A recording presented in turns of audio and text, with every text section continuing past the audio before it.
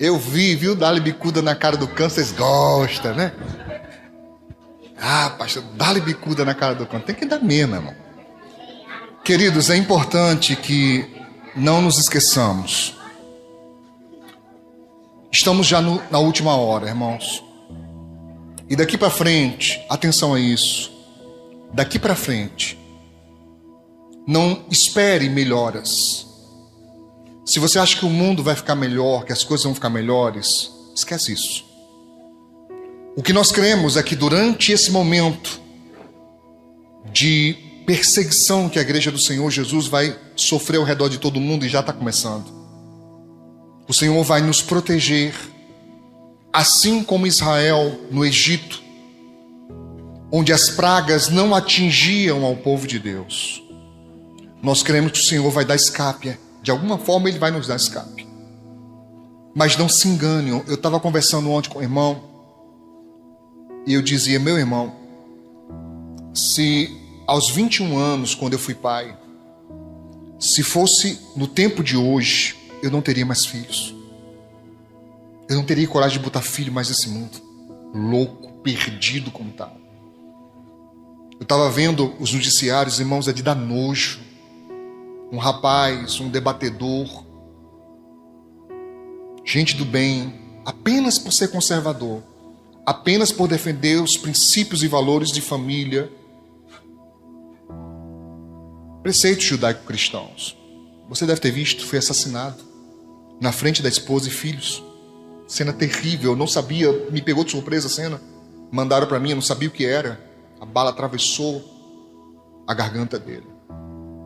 E as pessoas aqui no Brasil, várias, vibrando, irmãos, quando a pessoa chega a vibrar pela morte de um pai de família, que não fez mal a ninguém. Ah, mas eu não concordo com o que ele prega, eu não concordo com o que ele diz, irmãos. O que isso tem a ver, irmão? Eu lembro quando eu criança, não comecei a pregar ainda não, né? Eu criança, tinha questões de política, eu lembro, tinha até cores. Pessoal de uma cor, pessoal de outra, tá? Eu lembro muito, não sei por que razão, mas eu lembro muito do verde, né? O pessoal do verde. A outra cor eu não lembro qual era. Vermelho. A turma debatia e xingava aquela coisa toda. Mas, irmão, quando terminava ali, ninguém ficava inimigo, não. Antigamente, quando você torcia para o time de futebol, tá? E um perdia, um zoava, você tem até medo de brincar com as pessoas hoje. Sério. Você tem até medo, até pro futebol, que a gente zoava um ao outro, fazia parte da coisa. Hoje é arriscado você perder a amizade com a pessoa, porque eles levam tudo a sério demais.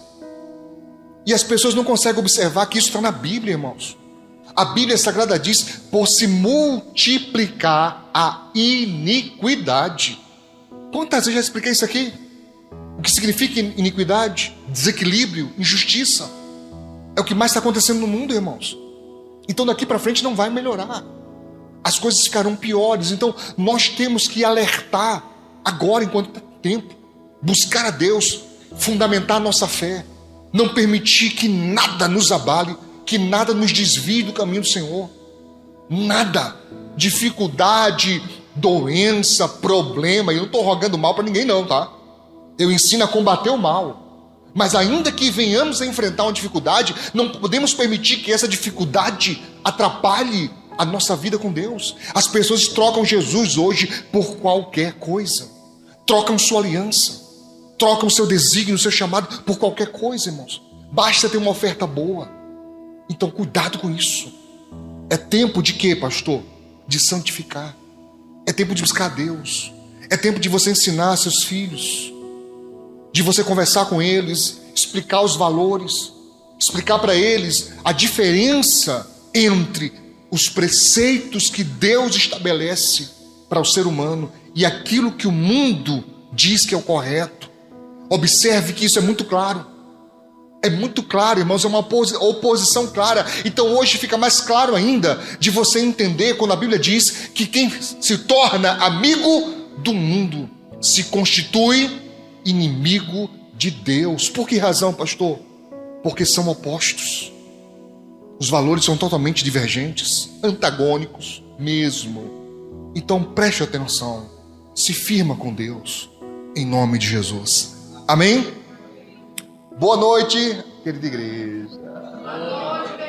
Amém, a paz. Mais uma vez, cumprimenta seu irmão com a paz aí. Paz, meu irmão, paz, minha irmã.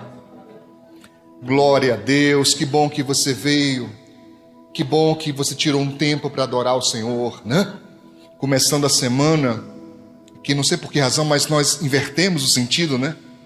Nós vemos o domingo como o último dia da semana, enquanto ele é o primeiro. Então nós começamos na presença de Deus, em nome de Jesus. Amém? O tema da mensagem hoje é: olha para nós. Uma vez mais, tema da mensagem: olha para nós. Vou pedir então para que você abra e deixe marcado na sua Bíblia em Atos dos Apóstolos, capítulo 3, vai ser o nosso texto de base. É importante que você abra e deixe ele marcado. Novamente estou lendo aqui na versão Almeida, Revista e Corrigida. Capítulo 3, verso 1, que diz: E Pedro e João subiam juntos ao templo, à hora da oração, a nona, que é 3 horas da tarde. Às 3 da tarde tinha uma oração já consagrada no templo, fixa esse momento de oração, e nessa hora, às 3 da tarde, os 2 apóstolos, Pedro e João, estavam indo juntos ao templo. Eu digo sempre sobre os nossos companheiros da fé. Eu queria que você se perguntasse: você tem um companheiro da fé? Alguém que caminha junto com você? Alguém que está sempre com você? Claro, marido e esposa, então a gente tem a tendência de eleger nosso esposo ou nossa esposa. Maravilha, mas falando apenas de amigos, você tem um companheiro da fé? Alguém que está sempre junto com você? Alguém que tem prazer de estar com você caminhando com Deus? É muito importante que nós tenhamos, porque em Salmos, no capítulo 22, no verso 1, Davi disse: alegrei-me quando me disseram, no plural, vamos à casa do Senhor.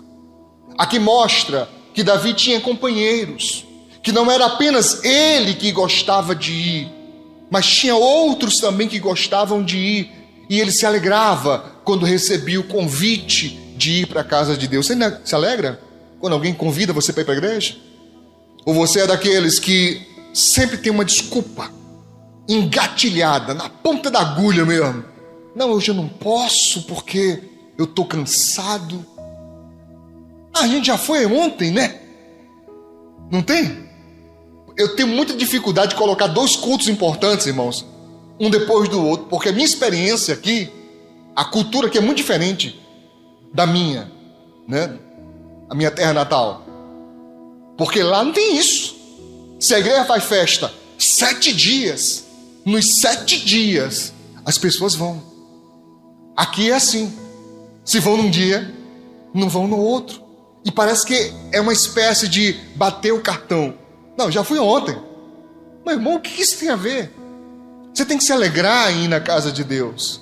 Você tem que se alegrar em dizer: poxa, vou encontrar meus irmãos. Aí surgem aquelas velhas máximas, que eu digo que são máximas diabólicas, são infernais. Pessoas que dizem assim: ah, pastor, mas eu posso orar em casa? Pode, deve. Ah, mas eu posso ler a Bíblia sozinho? Pode e deve. Mas você quer dizer para mim que é a mesma coisa? Não é.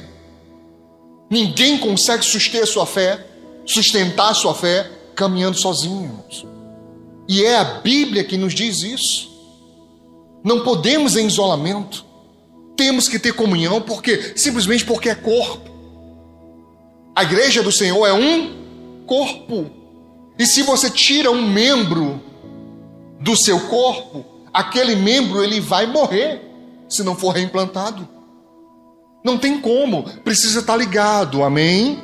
E Davi disse: alegrei-me quando me disseram, vamos à casa do Senhor.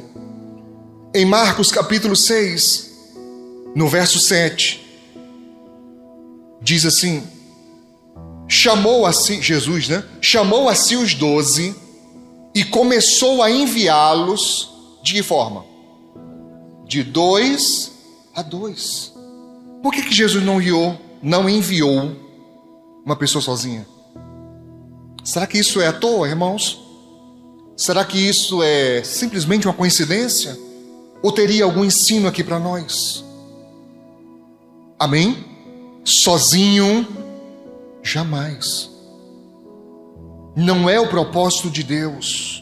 Ainda lá no Éden, o Senhor disse: não é bom. Acabou-se. Não há quem saiba mais sobre o homem do que o seu próprio Criador. Ele disse: não é bom. Toda pessoa em isolamento, ela tende a adoecer. Você vê uma questão muito clara, irmãos. Me diga você, se você tiver um amigo, um parente, um colega de trabalho, sei lá quem, e a pessoa, ela começa a ficar sozinha. Daqui a pouco ela começa a faltar no trabalho. E você decide visitar, e chegando lá, os parentes dizem: olha, tem mais de 15 dias que ele só fica no quarto. Nem sai mais daí. Mal tem comido, mal tem tomado um banho. Você desconfiaria de quê? Hein, gente? Hein? Depressão? Obviamente. Se não tiver encapetado, é depressão. Porque fica claro, fica nítido que a pessoa em isolamento, autoimposto, ela não está bem. Ela não está legal, está adoecida. Me entende? Então, não é bom. Jesus não mandou ninguém sozinho, ele mandou, no mínimo, de 2 em 2. Em Provérbios 18, 24, é dito: o homem que tem muitos amigos, aqui eu poderia dizer que homem ou mulher, tanto faz. A pessoa que tem muitos amigos pode congratular-se, pode fazer uma festa, pode ficar feliz, né? Pode receber as pessoas, pode fazer ali um happy hour, olha, momento legal, beleza. Mas a Bíblia diz: mas há amigo mais chegado do que um irmão. Alguém poderia nessa noite testemunhar para mim e dizer: pastor, eu tenho um amigo que eu tenho mais intimidade do que com meus próprios irmãos. Alguém tem? Levante alto assim. Amigo assim, amigo assim. Parece que a gente é da mesma família. Sabe, eu sou capaz de contar para essa pessoa coisas que eu não contaria nem para meus irmãos. Alguém? Pois é. Por quê? Porque a Bíblia tem razão. Há de fato. E quando não temos ninguém, quando não temos nenhum amigo, o que isso quer dizer, pastor? Que ou o meu psicoemocional está adoecido, ou a minha cultura familiar foi errada. Porque o normal é que tenhamos amigos. O normal é que tenhamos pessoas com quem possamos conversar. E é interessante notar que a Bíblia deixa claro: pessoas além da família. Não é só a família. Está entendendo, irmãos? Eu sei que há coisas que não podemos falar nem para amigos. Por isso a minha profissão existe. Para ouvir coisas que não se conta nem para amigos. Por quê? Porque não entenderiam. Mas daí a deduzir que não temos que ter ninguém. Não, meu irmão, você tem que ter um companheiro de fé. Você tem que ter alguém que caminha junto com você. Agora o problema é que normalmente as pessoas tendem a se aproximar sem critérios. Precisamos ter e estabelecer critérios. Por exemplo, tá aí Felipe. Gosto muito de Felipe, conheço há muitos anos. Por eu gostar muito dele, ter como se fosse um filho. É só você olhar minhas redes sociais que nós temos uma tradição. Tem uma foto minha, dele, Dani, todo ano. Renovada todo ano. Nossa foto tradicional. Muitos anos. Certo? O tempo que Dani ainda chupava... Chupava não, brincadeira. Mas era magra que dava não. Aí era. Certo? Muitos anos. Mas aí o cara é muito amigo do Felipe. Significa que automaticamente será meu amigo? Não. É uma pessoa que passou nos critérios dele. Critérios de amizade. E aqui eu não estou julgando valores, eu não estou dizendo que os meus são maiores ou melhores. Não entenda assim, porque eu entenderia errado. Eu só estou dizendo que cada pessoa tem que ter os seus critérios. Não pode ser qualquer um. Por quê? Porque amizade, irmãos, denota intimidade. Você pode repetir isso? Amizade denota intimidade. Toda amizade requer intimidade. Se não é coleguismo, é diferente. O que é um colega? É alguém que eu tenho um certo tipo, um certo nível de relacionamento, mas ele é muito tênue, é muito fraquinho, é muito... Nos conhecemos, é um conhecido. Pode ser um vizinho. Quantos vizinhos? Que você não sabe nem o sobrenome da pessoa. Só sabe o primeiro nome e mal. Tem gente que nem o primeiro nome, só sabe o apelido da pessoa. É fulaninho e fulaninho. Só sabe o apelido. Chico não sei das quantas, Francisco não sei das quantas, Zé não sei o quê. Não sabe nem o nome da pessoa. Aí você pergunta, mora quantos anos? Vixe, pastor, desde pequeno que eu moro aqui com essa pessoa, não sei. Porque não tem contato. Somos vizinhos, mas não há intimidade. Está entendendo? Então colega é uma coisa, vizinho é uma coisa. Eu estou falando de amizade. Amizade requer intimidade, mas atenção. Por quê? Porque abrir as caixas, ou a caixa das suas emoções, é muito perigoso. É muito perigoso. Porque quando você abre a caixa das suas emoções, é equivalente a dizer, escancara a sua alma. Você se mostra por inteiro. Eu não estou falando de nudez. Pelo amor de Deus, não confunda isso. Eu estou falando de você falar da sua intimidade para alguém. É muito perigoso. Porque uma vez feridas as emoções, pode não haver mais conserto. Existem amizades que depois de quebradas, já era. Não volta mais atrás, não tem como. Então tenha critérios, tenha cuidado. Tenha muito cuidado. Tá claro isso? Mas sim, a Bíblia tem razão. Há amigo que é mais chegado, é mais íntimo, é mais próximo do que mesmo alguém de sangue, um irmão. Ele diz mais, melhor é serem dois do que um. Claro que eu uso muito esse texto, você deve lembrar, nas minhas palestras para casais. Mas aqui eu estou falando hoje especificamente de amizade. Um companheiro, no sentido de amigo, no sentido de alguém que caminha junto comigo. Melhor é serem dois do que um.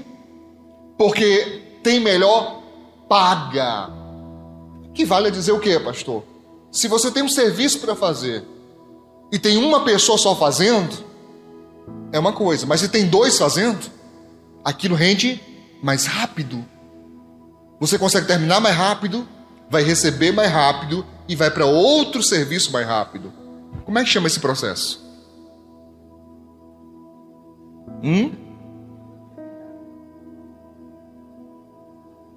Eu ouvi a voz, mas não entendi a palavra.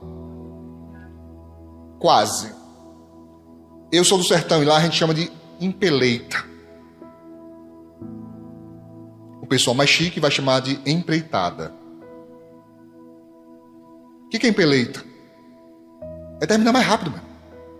Então um serviço que, se fosse na diária, duraria 30 dias, teoricamente, quando você empeleita, o cara vai dar o máximo dele para terminar o mais rápido possível, para você receber o mais rápido possível e partir para outra. Tá me entendendo? Sim? Verso 10. Mas é melhor por quê? Também, se um cair, o outro levanta o seu companheiro. Sempre que eu leio esse texto, irmãos, eu lembro de uma situação de um rapaz, eu não lembro onde foi, só lembro da história, mas não lembro onde foi, que estava viajando de moto. Ou foi uma moça, acho que foi uma moça. estava viajando de moto, teve um acidente, caiu no ribanceiro, cheio de mato, se arrebentou toda, rasgou toda, perdeu muito sangue, quebrou perna, foi uma desgraça grande. E passou 2 dias lá. E todo povo que passa, beira de estrada, quem vai passar olhando, ver se tem alguém? Vai embora. E quando ela percebeu que iria morrer ali, conseguiu subir se arrastando até a beira da estrada para pedir ajuda. Ia morrer a míngua lá. Eu sempre lembro, quando eu leio esse versículo, eu lembro dessa história. É melhor ir 2. Porque se um cai, o outro levanta. Amém?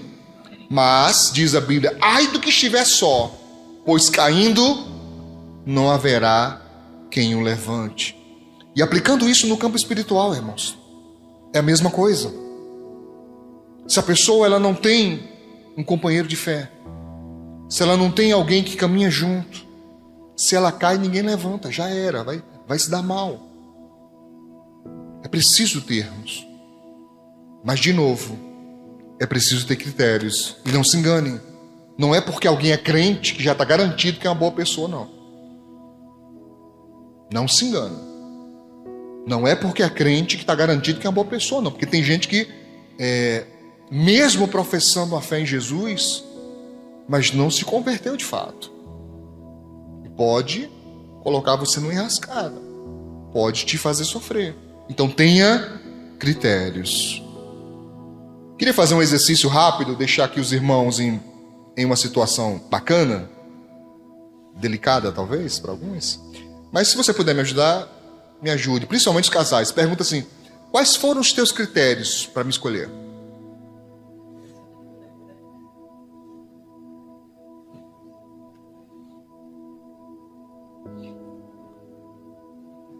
Eu lembro de um irmão que eu perguntei uma vez isso a ele, ele fez assim, ó.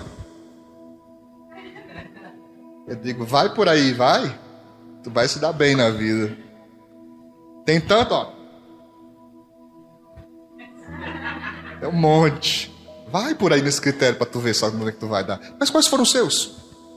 Você deveria saber. Ah, pastor, sabe, a coisa que eu mais admiro nessa pessoa é isso. Você deveria saber claramente. Claramente. Agora não vale. Mas depois me pega de surpresa e pergunta a mim: pastor, o que chama a atenção do senhor, a sua esposa? Ela, em relação a mim. O que é que me chama a atenção nela? Me pega de surpresa e pergunta, vê se eu não descrevo para você. Tintim por tintim. Nem todo tintim. Mas está na ponta da língua. Amém? Voltando aqui, texto principal, Atos capítulo 3, verso 2 diz: e era trazido um varão, olha isso, irmãos, que desde o ventre de sua mãe era coxo. O que essa palavra quer dizer? Ele era manco, manquejava. A palavra coxo, a palavra coxear, significa pender para um lado. Ao qual todos os dias, de vez em quando? Não.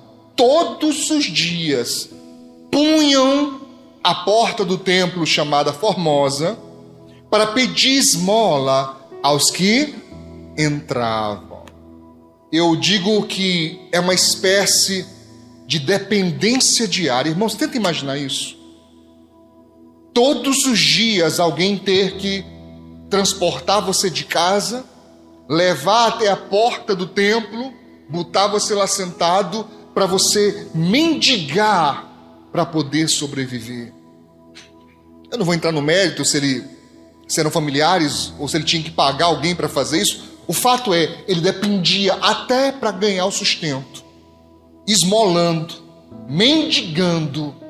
Ele precisava de ajuda das pessoas para transportá-lo, né? É uma vergonha diária. Eu queria que você fizesse um exercício cognitivo, mental. Por favor, faça. Mesmo você que é resistente, tente. Tente se imaginar sem poder se movimentar. Tente imaginar você numa cama, podendo mexer apenas o pescoço. Tente. Tente imaginar uma pessoa que, para ir ao banheiro, fazer suas necessidades fisiológicas, alguém tem que ir, pôr a pessoa e ficar lá para não cair. Porque se soltar, ela cai. Você está fazendo? Tente imaginar o asseio do corpo ser feito por outra pessoa nessas horas.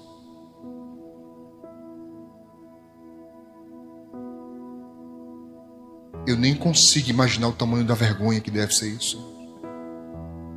Eu não consigo dimensionar. Eu acho que algumas pessoas, em uma situação como essa, pediria a Deus: Senhor, me leve. Eu prefiro que o Senhor me leve do que passar por esse vexame, por essa vergonha. Porque uma coisa, irmãos, é a vergonha da nudez.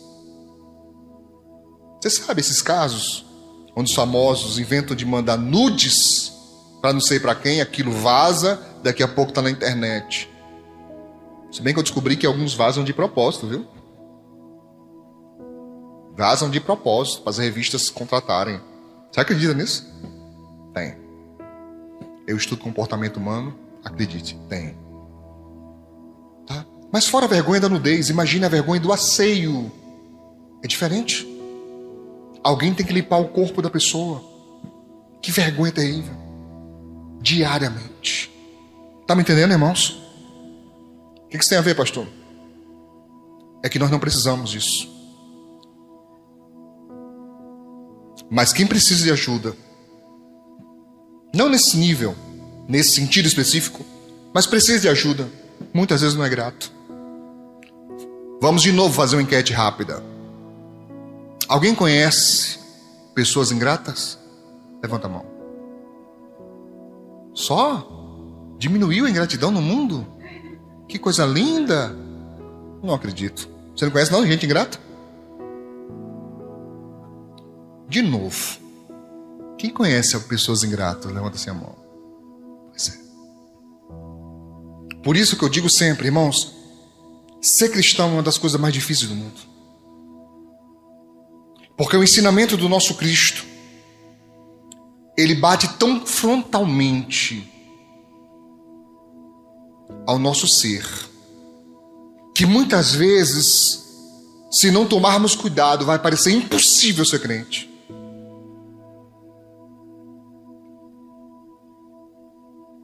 Porque ele diz: se te pedem a túnica, deixa também a capa. O que significa isso, pastor? É você não ficar preso à ingratidão de ninguém. O que você vai fazer tem que fazer por você, para o seu coração, para a sua alma e principalmente para agradar a Deus. Lembra que Jesus disse: estive com fome, não me deste de comer.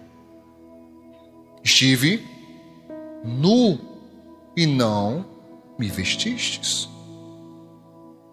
Então você pega um dinheiro, algumas moedas, R$2, sei lá, R$5, para você dar a alguém que está pedindo. Hoje é a coisa mais difícil. Porque boa parte deles, você olha na fisionomia da pessoa e ela parece alguém que está só arrecadando dinheiro para sustentar um vício. Ou não é? Ou não é? Mas você sabia que devemos dar, independentemente do uso que a pessoa vai fazer daquilo? Você sabia que não compete a nós o julgamento se a pessoa está fazendo certo ou errado? Apenas temos que plantar. Apenas temos que dar. Eu dei, mas pastor, daí a pouco a pessoa foi para um bar, comprou uma bebida alcoólica, ou foi numa boca de fumo e comprou lá um pouco de droga. Não importa, você fez a sua parte. Mas isso é difícil e tem se tornado cada vez mais difícil ainda. Você está me entendendo, sim ou não? Por quê? Porque a gente fica olhando e dizendo: mas o que adianta? Muitas vezes dá para pensar, do que adianta querer ser uma boa pessoa num mundo tão mal? Se as pessoas não têm mais palavra, se as pessoas não têm mais hombridade. Claro, eu estou falando de forma, uma hipérbole aqui, um negócio genérico, generalizado. Eu não estou dizendo que não há ninguém. Você entende o que eu estou dizendo, né? Estou falando que há muito. Mas não importa, irmão. Temos que fazer a nossa parte. Então não se prenda à ingratidão, né, de ninguém, em nome de Jesus. Mas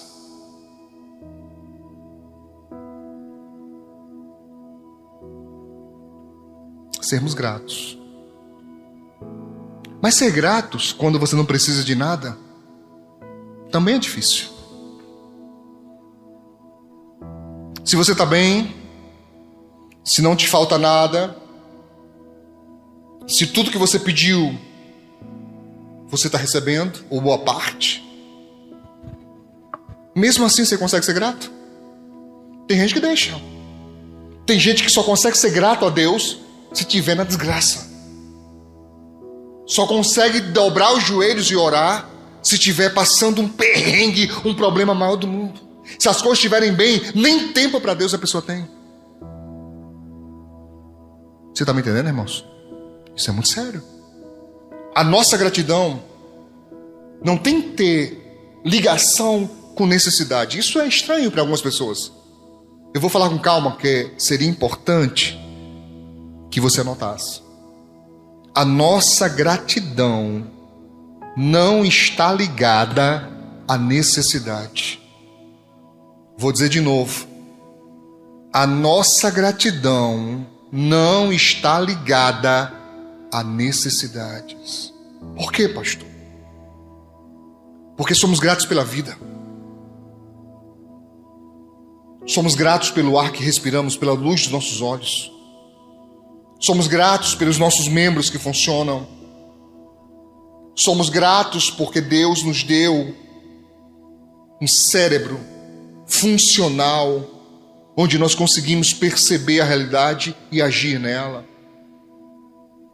Mas tem gente que arruma coisas para ser ingrato. Ah, porque eu não tenho isso. Ah, porque eu não tenho aquilo. Ah, porque eu não tenho aquilo outro. Reclamam mais do que agradecem. Sempre tem um motivo para murmurar.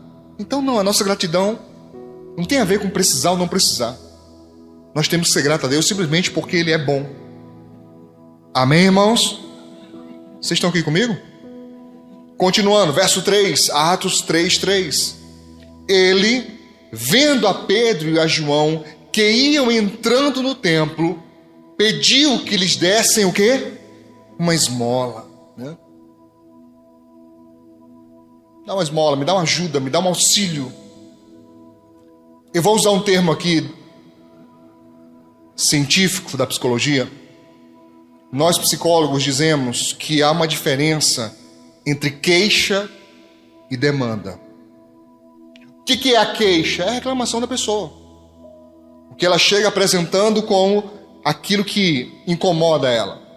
Mas quando nós, tecnicamente, vamos ouvi-la, analisar o caso, ver os critérios de diagnóstico, e vamos aqui pontuando, não, isso aqui significa isso, isso, aquilo, nós percebemos que muitas vezes a demanda nem se parece com a queixa. Eu sei que talvez seja difícil para alguns entenderem isso. Mas, por exemplo, a pessoa reclama porque não consegue dormir. Ah, eu não consigo dormir, passa a noite em claro, acorda assustado, amanheço morto de cansado, isso me deixa irritado o dia todo, eu estou para não falar mais com ninguém, porque, misericórdia, eu quero engolir todo mundo. Isso é a queixa.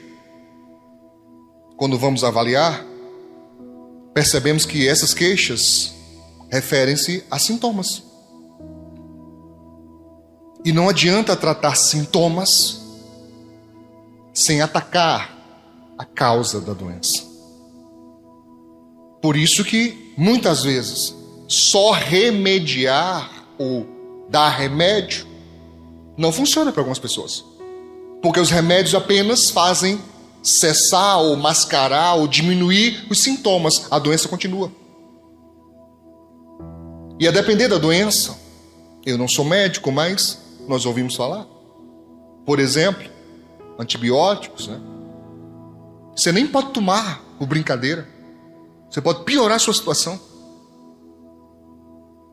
Você vai ficar dando doses erradas em horas erradas. O causador da doença vai se acostumando com o remédio. E se brincar com isso, pode chegar um dia que remédio nenhum dê mais jeito. Isso no campo da psicologia é parecido. Então nós não vamos apenas nos preocupar com as queixas. Nós temos que observar a demanda, o problema real que é. E qual era o problema real desse homem, irmãos? Era não poder trabalhar por ser manco? Não, isso é um efeito colateral. Então dar dinheiro a ele resolveria talvez uma hora do seu dia, uma alimentação. Dar dinheiro a ele talvez resolveria ele ter uma outra roupa para vestir. Mas daqui a pouco ele estaria com fome de novo. Dali a pouco ele estaria novamente precisando de ajuda. Por isso que o pensamento correto não é dar o peixe. É o quê? Ensinar a pescar. Porque se você der o peixe, no outro dia a pessoa volta com fome, porque a fome não será cessada de uma vez. E você vai ter que dar de novo, e de novo, e de novo, e de novo. Por isso que está aí o Brasil do jeito que está. Porque as pessoas se acostumaram a quê? Receber. E não se acostumaram a trabalhar, lutar. Talvez você ignore o que eu estou dizendo, talvez que ache exagero, mas escute. Eu trabalhei com dependentes químicos. E eu ouvia todo santo dia, segunda a sexta, muitos dizendo: não, eu vou ficar aqui um pouquinho, porque para mim poder receber o BPC. Eu digo: peraí, você está vindo para cá, não é para se tratar? Não, eu vou ficar aí, doutor, uns 4 meses. Quanto é o mínimo aí para ficar? 6 meses. Pronto, eu vou ficar os 6 meses, até sair o BPC. Porque a mulher está recebendo o bolsa, não sei das contas lá. Só que a gente está separado, aí pronto, aí quebrou minhas pernas. Eu disse: peraí, tu recebia a ajuda e tu usava o dinheiro da ajuda no vício? Era. Você não tem ideia de quantas pessoas fazem isso? Elas entram no sistema de... Qual é o nome correto que dá, Mari? Quando fica dependente do INSS? Isso é o que recebe, mas o nome da pessoa é beneficiário? Não sei se é beneficiário. É isso? Beneficiário? Pois é, a pessoa prefere ser beneficiária, irmãos. Porque ela não aprendeu que é melhor trabalhar. Por favor, eu não sou contra a um trabalhador que em dado momento adoeceu e precisa, ele trabalhou, ele contribuiu, é direito dele receber a ajuda, certo? Eu não sou contra uma família onde você tem ali uma criança com autismo, TDAH, certo? Ou alguma doença que necessite de auxílio. Aquela criança nunca vai conseguir trabalhar, nunca vai conseguir produzir, nunca vai conseguir se sustentar. Eu não sou contra que receba auxílio, não sou contra.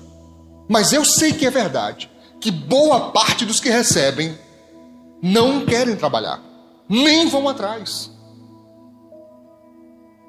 Entende?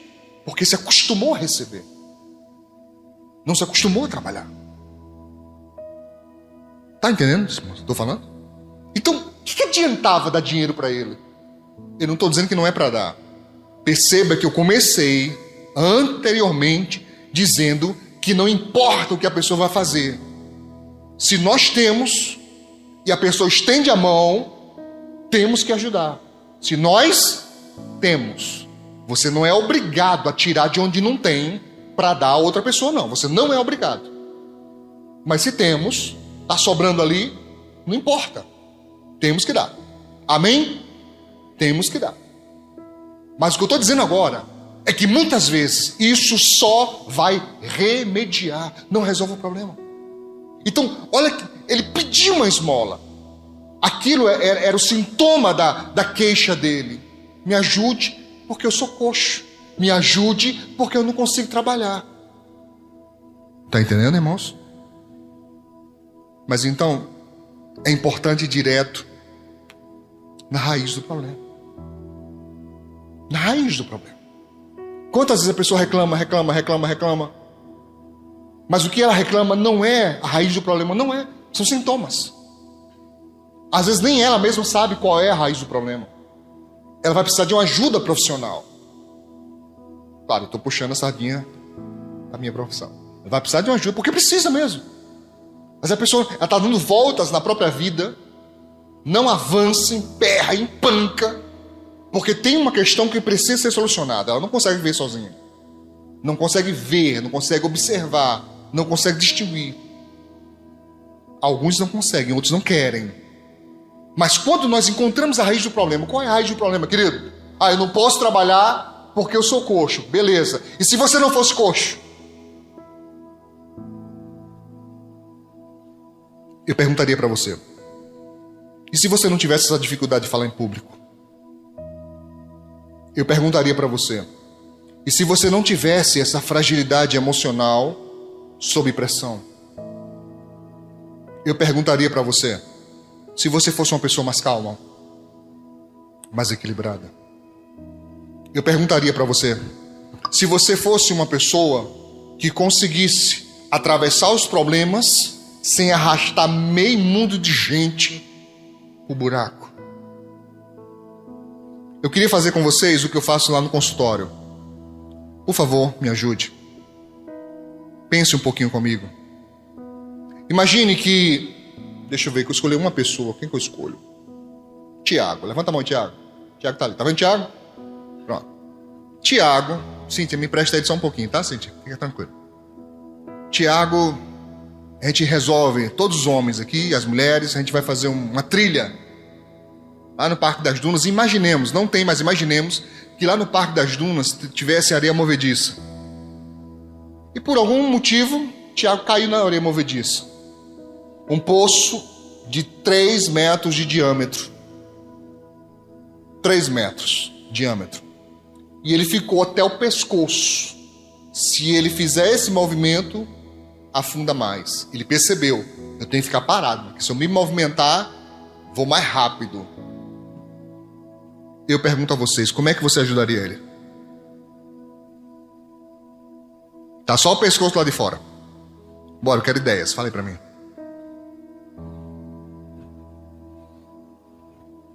Bora, irmão, ele tá descendo.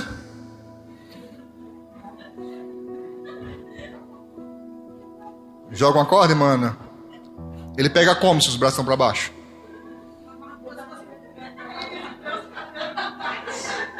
É a resposta que eu mais recebo no consultório. É essa que a irmã falou. Joga no pescoço. Agora imagine. Você laça o pescoço da pessoa, puxando para fora, e a areia movediça puxando para baixo. Vai dar certinho. O outro falou para mim assim, joga ele e pega nos dentes, pastor. Nos dentes, vai dar certinho. Né? Arrancar Tiago da areia movediça pelos dentes. Haja dente. Tá? Haja dente. E aí, o que vocês fazem? O que vocês fariam? Corrente humana. Quem seria o primeiro a entrar? Ó, seria o primeiro a morrer.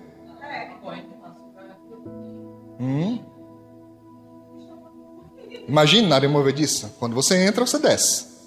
Aí o outro que está com você, desce também. E o outro, desce também. E o ser humano, em aperreio... Eu vou falar uma coisa muito pesada aqui agora, tá, irmãos? Muito pesada. É muito pesada mesmo. Isso é provado cientificamente. Uma pessoa é inteligente. Repete. Uma pessoa é inteligente A multidão é burra. De novo, uma pessoa é inteligente. A multidão é burra. Exemplo, você está num prédio, no cinema, por exemplo. Começa a pegar fogo. Pastor, que tanta desgraça é essa? Começa a pegar fogo. Aí tem só uma saída. As pessoas se organizam em fila para sair? O que é que faz? Corre todo mundo, meu amigo. Quem tiver no meio que se vire. E se cair? O povo pisa em cima, irmãos. As pessoas pisam em cima. Porque uma pessoa é inteligente. A multidão age em efeito manada, irmãos. Um correu, corre tudinho. Se um gritou assim, ali é a saída, vai todo mundo para lá. Tá? Ninguém, mulheres e crianças primeiro, não tem isso não, meu. Isso é em filme. Tá? Pesquise os acidentes, principalmente de incêndio, para tu ver como é que funciona. A multidão é burra. Então, Juninho, muito amor pela vida do Tiago, disse, eu vou ser o primeiro pastor. Mas meu irmão, é areia movediça, entrou, desce, filho. Não se resgata ninguém de areia movediça pulando dentro dela. Não funciona. Não funciona. Não, pastor, ele está bem pertinho da borda. Aí sim, nós fizemos a corrente, eu botei só o pé bem na bordinha, alcancei ele. Aí tudo bem, poderia ser, mas ele está no meio. Como é que faz? Como é? Vai orar pela vida dele? Eita, tia. Olha aí, Cíntia. Vou orar pela vida dele. Tá, já.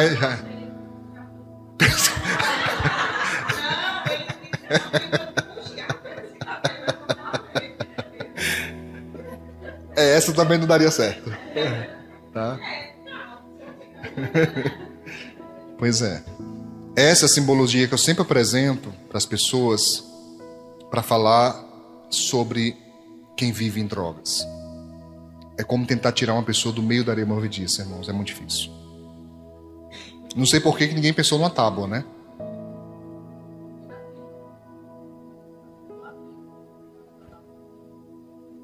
Tenta. Melhor do que não fazer nada. Sai, volta correndo, vai que acha. Vai que tem alguma construção lá por perto. Tentaria alguma coisa. Tentaria de alguma forma. E sim, de propósito, esse é um exercício mental difícil. Tá? De propósito, para você ver como às vezes é complicado sair de um problema. Você está me entendendo? Sim ou não? Mas o que fazer, pastor? O que fazer quando estamos no meio de um problema? Entender qual é a raiz dele. E não ficar apagando incêndios. Vai no foco da coisa. O que está causando isso? Aí a pessoa está com febre um dia, aí dá uma medicação de febre. Está com febre 2 dias, dá outro remédio de febre. Febre 3 dias, dá outro remédio de febre. Aí a pessoa já está 1 semana de febre e toma-lhe remédio. Funciona? Não, meu filho, tem que saber o que está causando infecção. A febre não é o problema. Se olharmos de uma forma mais criteriosa, talvez científica, a febre é até benéfico. Por quê? Porque avisa que tem uma infecção. Tem alguma coisa estranha no organismo. Agora ficar baixando a febre, baixando, claro que tem que baixar. Mas não é só a febre que é o problema, ela é o aviso. Ela é uma tentativa do corpo de se defender de um invasor. Mas eu tenho que saber que invasor é esse. Mas não, as pessoas ficam preocupadas com os sintomas. Aí tá com fome, tome um pão. Toma um peixe. Beleza. Tá com fome agora? Não adianta eu dar uma vara de pescar para quem tá morrendo de fome, ó. Tá com fome agora? Vamos lá, vamos comer o peixe aqui. Vamos sentar, vamos comer o peixe. Tá aqui o pãozinho. Encheu. Melhorou, tá mais forte. Agora vem cá. Eu quero te ensinar como é que você não vai precisar mais ficar pedindo. É isso que tem que ser feito. Amém, irmãos? Diz mais. O que queremos e o que precisamos. Há uma confusão tão grande nisso. Quantas vezes os nossos critérios estão totalmente distorcidos? Porque queremos muito o que não precisamos E muitas vezes o que precisamos, não queremos.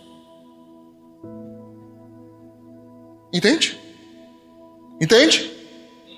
Quem poderia dizer para mim assim, pastor, eu preciso perder assim uns 5 quilos?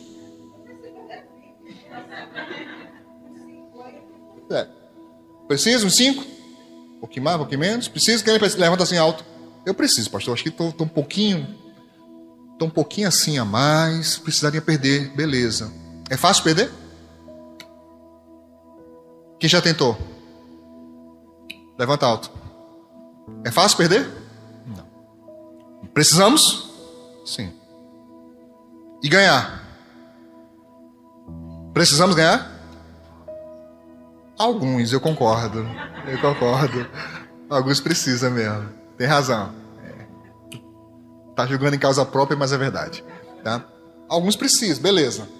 A maioria não precisa, né? Alguns, como eu, tá sobrando já. Pastor, tá sobrando. Beleza. Continuamos comendo? Mas já tem sobrando? Mas a fome não para. O problema é a fome? É sério que o problema é a fome? Não. A maioria nem sabe o que significa fome. A maioria apenas tem vontade de comer e confunde isso com fome. Só quem já teve vontade de comer e não tinha nada o que comer é que entende literalmente o que significa a palavra fome. No mais, querido, é apenas vontade de comer, vontade de saciar. Diz pro teu irmão, fome dói. E chega uma hora que ela não dói mais e dá sono.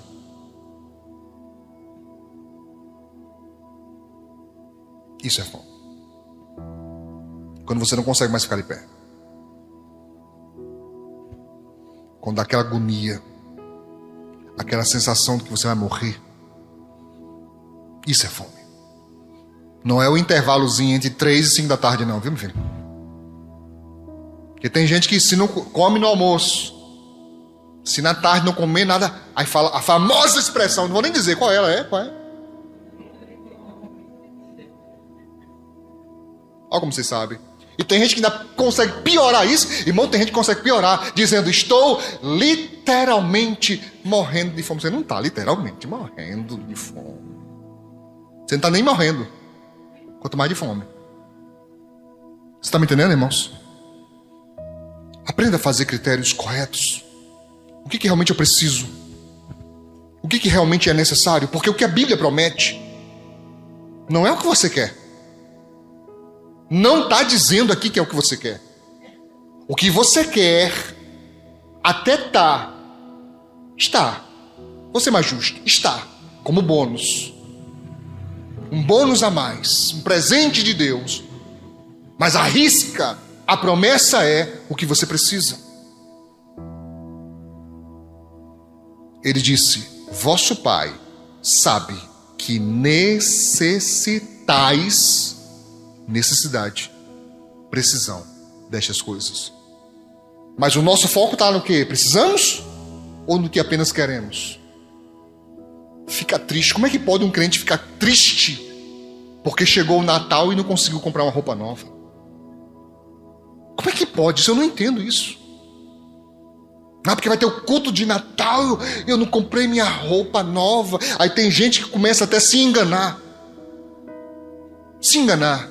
Bota até as crianças no bolo. Olha aí pros pais aí, olha. Ah, porque a bichinha tem que comprar uma roupa pra bichinha. Pra bichinha e pra mim também, né? Não é? Fica triste por causa disso. Não, irmãos, eu não estou dizendo que temos que ser miseráveis. Eu não sou a favor da miserabilidade. Isso não agrada a Deus. Não agrada a Deus. Mas as coisas não deveriam ter valor para nós tão grande ao ponto de mexer com a nossa felicidade. Porque você não tem algo. Tá claro? Em João 6,35, Jesus disse, eu sou o quê? O pão da vida. Aquele que vem a mim não terá fome. E quem crê em mim nunca terá sede. Eu pergunto a você, isso é literal? É, irmãos? Não. Óbvio que não. É claro que depois que você aceitou Jesus, você continuou tendo fome e sede. Mas do que ele está falando? Do necessário. Acima das minhas necessidades físicas. Acima do meu desejo por coisas. Ele está falando de aliança. Você vai ter a mim na sua vida. Só que isso para muita gente não vale mais, irmãos. Não vale mais. Eu quero ter Jesus, mas eu quero ter coisas também, pastor. Ok. Precisamos de muitas coisas. Precisamos. Mas ao ponto de trocar, nós não deveríamos trocar Jesus por nada, nem por ninguém.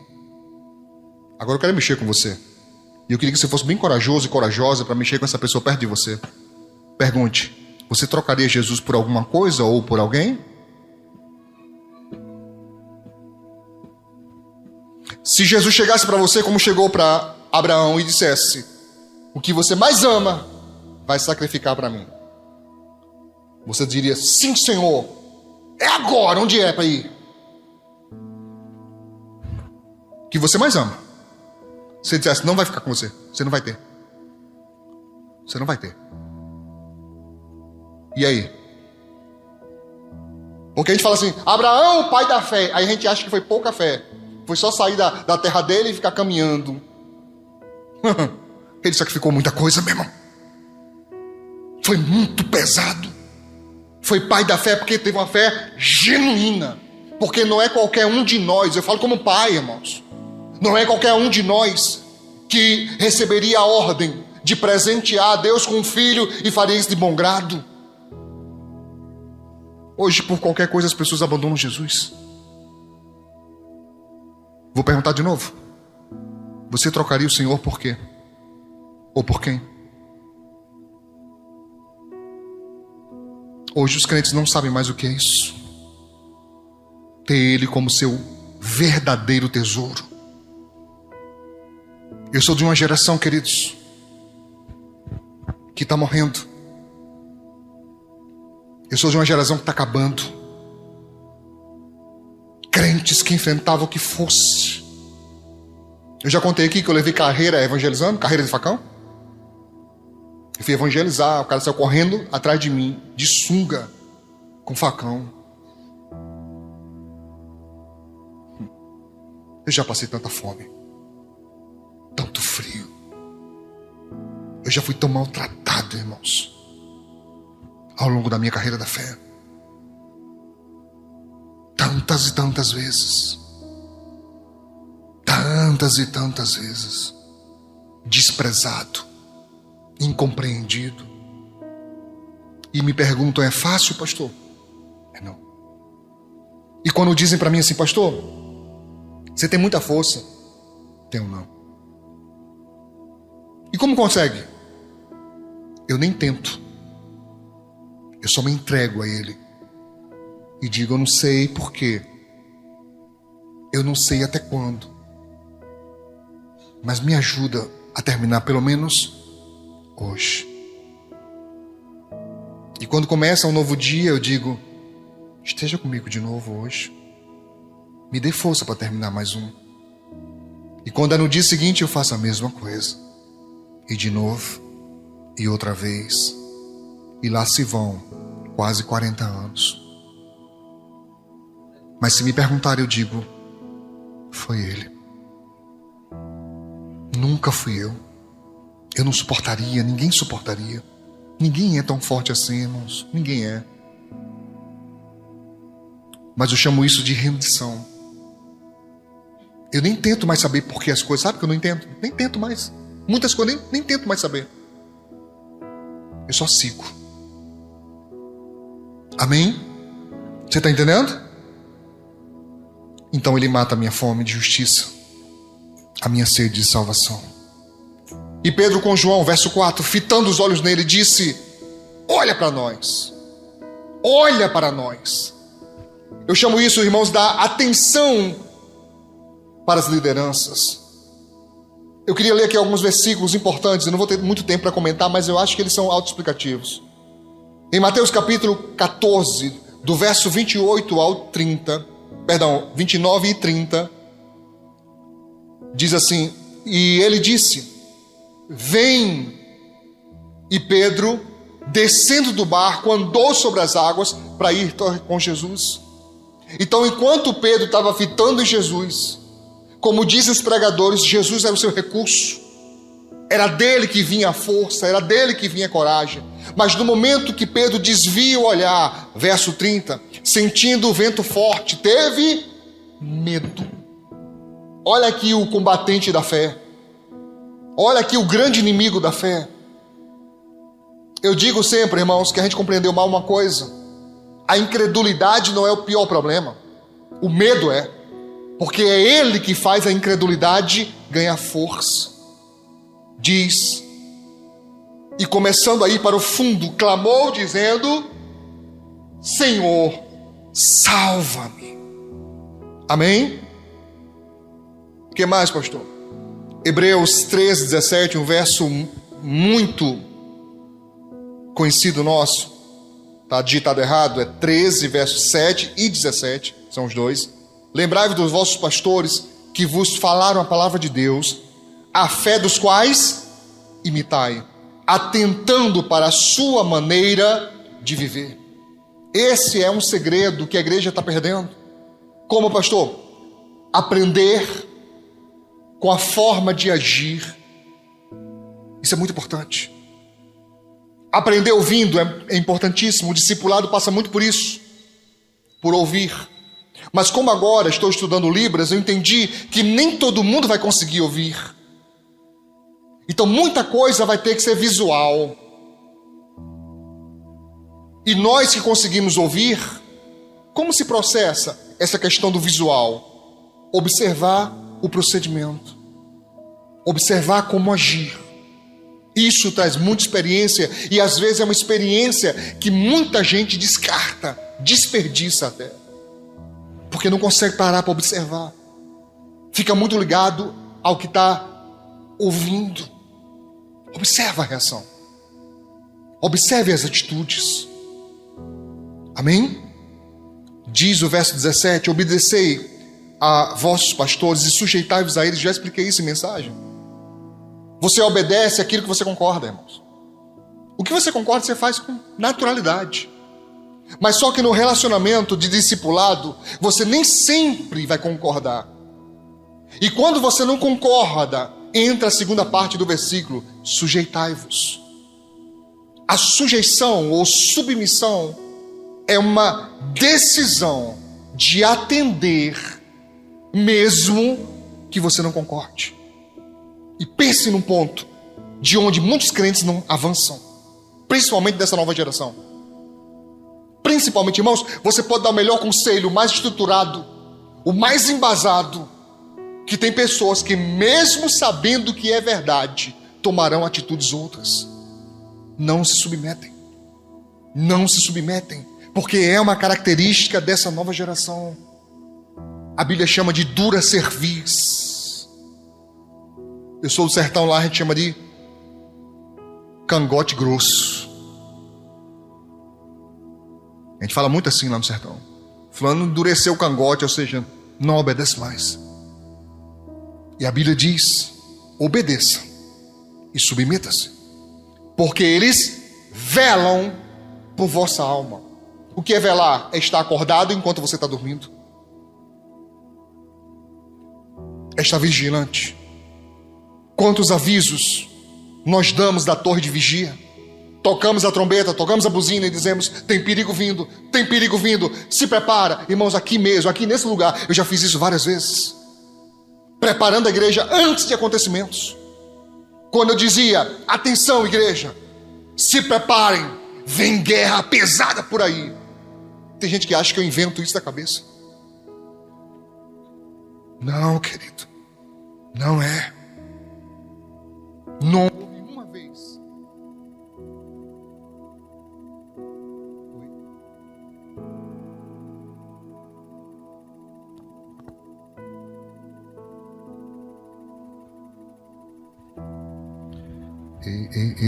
Som. Oi. Chegou aí? De novo. Não houve uma vez em que o Espírito Santo me incomodasse e eu dissesse: igreja, se prepara, tem guerra espiritual. Para pouco tempo depois ela não acontecer. Não houve uma vez, é só você conversar com os mais antigos aqui. Sempre que eu aviso, vem. Mas por quê? Não é porque minha visão é melhor do que todo mundo, não, irmãos. É a posição onde estou. Ela exige isso. Está acordado, vigilante. Amém? E ele diz mais: porque velam, né, estão acordados, como aqueles que hão de dar conta delas. Eu já ensinei isso aqui a muitos obreiros, aqui na Paraíba, no Ceará. Muitos pastores que eu treinei, muitos evangelistas que eu treinei, muitos obreiros que eu treinei, eu sempre dizia isso. Aqui é um lugar muito difícil de estar. Ele é muito sedutor. Ele é muito visado. Porque parece que essa impressão de autoridade é um objetivo de vida. Mas eu já disse isso em outros lugares, vou dizer hoje aqui de novo. Ô irmão, se eu pudesse, se eu tivesse a escolha de dizer assim: Senhor, ou se ele dissesse para mim: Ricardo, deu a sua cota, bateu, agora você pode sentar e você agora vai ser pastoreado por outro alguém. Ô irmão, como eu ficaria feliz. Sério. Porque não tem coisa mais preciosa do que ser cuidado. É muito bom. É muito bom. Aqui, qualquer ação minha, qualquer atitude minha, será registrada para prestação de contas. E você não sabe como isso é difícil. Quando eu treinava os obreiros, principalmente lá em Fortaleza, que eu treinava os obreiros para serem evangelistas, depois evangelistas para ser pastores, e eu dizia para eles: vocês só vão saber como é quando vocês estiverem liderando uma igreja. Quando vocês tiverem que dar conta de uma alma. Quando você olhar para alguém assim que vem aqui na garganta de você dizer assim, ó. Aí você lembrar: mas se eu disser vai se desviar. Se eu disser pode se perder. Aí você faz assim, ó.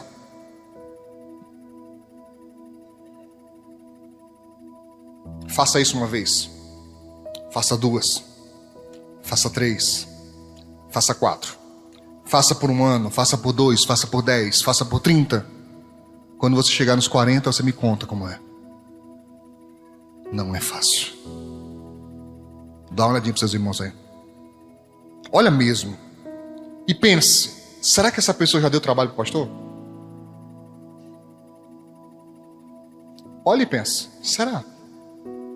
Será que essa pessoa já foi aconselhada pelo pastor e fez uma coisa totalmente diferente? E depois que se deu mal, que tudo deu por água abarrada: pastor, não estou sofrendo. Você não sabe como é difícil, irmão. Você não sabe quantas vezes dá vontade de dizer assim: homem. Mas você não pode. Porque é como se tivesse um letreiro assim na nossa frente: hão de dar conta delas. Difícil. Por isso a Bíblia diz: para que façam com alegria e não gemendo. Agora olha para minha cara. Eu estou pastoreando vocês com alegria ou gemendo?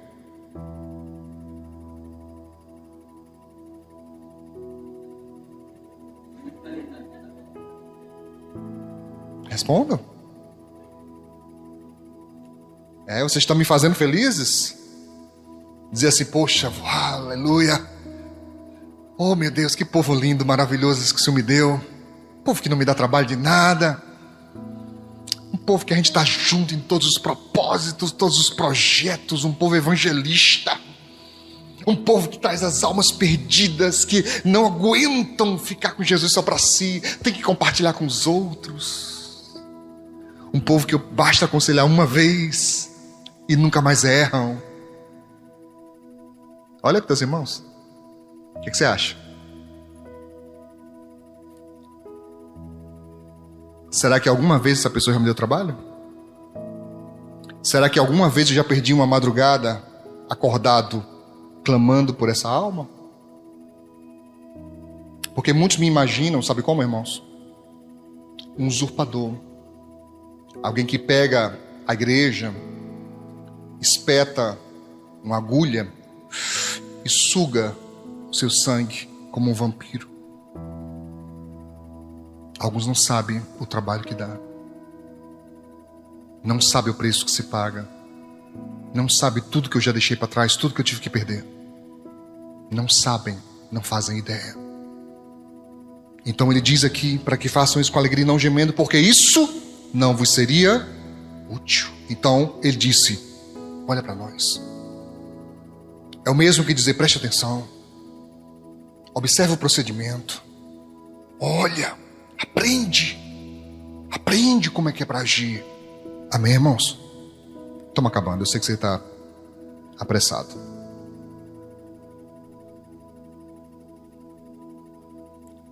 Último texto, João 15, 20. Se você puder, marque esse na sua Bíblia.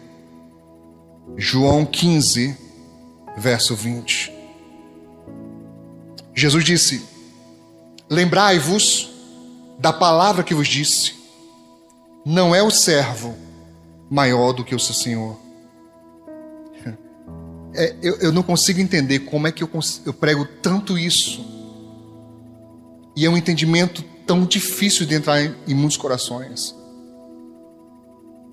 Incrível como muita gente só leva isso como fosse uma disputa de autoridade. Não é, irmão, tem nada a ver. Olha o que a Bíblia diz. Jesus disse: se a mim me perseguiram, também vos perseguirão a vós. Se guardarem a minha palavra, também guardarão a vossa. O que Jesus está dizendo? Olha para mim. Preste atenção na minha vida, no meu ministério. Jesus disse: o servo não é maior. Se eles me perseguiram, o que isso indica? Irmãos? Perseguirão a vocês. Simples assim. Vocês não vão escapar. Mas me perseguiram. E você sabe como é que perseguiram Jesus. E ele foi até o fim. Agora a grande questão: você suporta ir até o fim? É disso que se trata. Aprendizado. Como chegar lá? Como ir até lá? Quando diz o servo não é maior, irmãos, não está falando de autoridade não. O servo pode ser até maior no sentido de obras. Jesus disse: aquele que crê em mim fará as mesmas obras que eu faço, e fará maiores. Não se trata de fazer, não fazer. Pode. Você pode fazer, ganhar o mundo inteiro. Mas a questão é se você aguenta.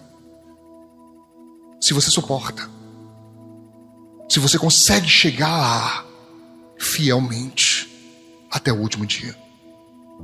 Amém? E o discipulado ajuda nisso. Porque o discipulado é você ensinar os caminhos. Não é facilitar, mas é muitas vezes poupar de dores desnecessárias. Olha para mim. Quando ele disse olha para mim, é como se Pedro estivesse dizendo: para de olhar para as pessoas. Para de querer ver se tem uma oportunidade maior, um dinheiro maior, uma esmola maior. Fita em nós. E diz a Bíblia que quando o homem fitou os olhos, Pedro, juntamente com João, disse: não temos prata e nem ouro. Arrisca, ele disse: não tenho prata e nem ouro, mas o que eu tenho, isso te dou. Em nome de Jesus Cristo, o Nazareno, levanta-te e anda. Mas não ficou apenas em uma ação profética. Diz a Bíblia que Pedro toma ele pela sua mão direita, puxa o homem para ficar em pé, e nesse movimento, diz o texto, que os seus artelhos se juntaram. O que estava torto se endireita, e recebendo o milagre, o homem dá um pulo. Ele nunca andou. E a sua primeira ação não é nem andar, é saltar, é pular. É uma forma de dizer: a alegria foi tão grande, o impacto impacto foi tão grande que ele dá um salto. E diz a Bíblia que ele começa a glorificar a Deus. Queridos, se um dia te perguntarem para que isso, tem dois motivos principais. Treinar para ser cidadão do céu, aprender a cultura do reino. 2, glorificá-lo. Nunca é sobre nós, é sempre sobre Ele, porque dele, por Ele e para Ele são todas as coisas. Se fugir disso, saia você de perto, porque então não é de Deus. Qualquer propósito, qualquer plano, qualquer projeto da sua vida tem que seguir esse princípio: glorificar a Deus.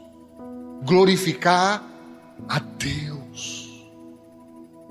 Engraçado que tem gente que glorifica a Deus em palavras naquilo que Deus não tem glória nenhuma. E pessoas que recebem o milagre, mas não glorificam a Deus. Você está me entendendo? E ele entrou junto com eles. E diz a Bíblia Sagrada que ele se apegou a Pedro e João, tornou-se discípulo. Porque milagre que não produz discipulado não serve de nada. Quem entendeu? Vamos aplaudir o Senhor bem forte. Forte, igreja.